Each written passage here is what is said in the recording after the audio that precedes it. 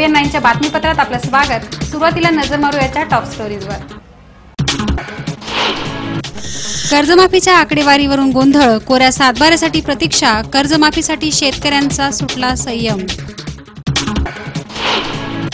सातपुड्यात पावसाचा कहर, पायथ्याखालील आदिवासींची पाढे उद्ध्वस्त, शेकडो घरांचं नुकसान, तातडीच्या मदतीची अपेक्षा। शिरपूर कृषी उत्पन्न बाजार समितीत शेळ्या मेंढ्यांच्या बाजारात सर्रास लूट, प्रशासनाला माहिती असून डोळ्यांवर पट्टी।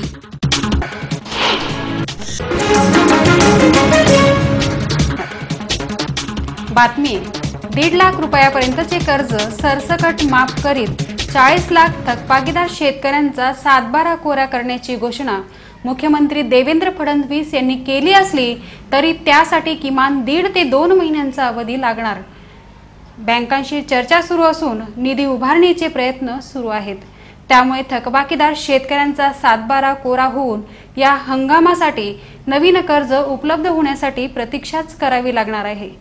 नेमकी हीच प्रतीक्षा शेतकऱ्यांच्या जिव्हारी लागते।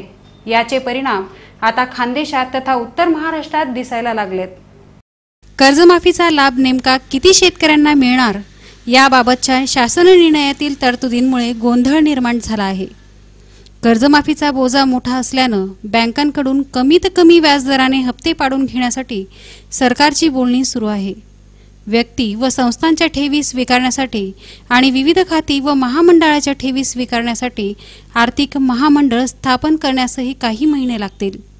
या पार्श्वभूमीवर सरकारनं काही निधीची तरतूद करण्याची तयारी सुरू केली आहे।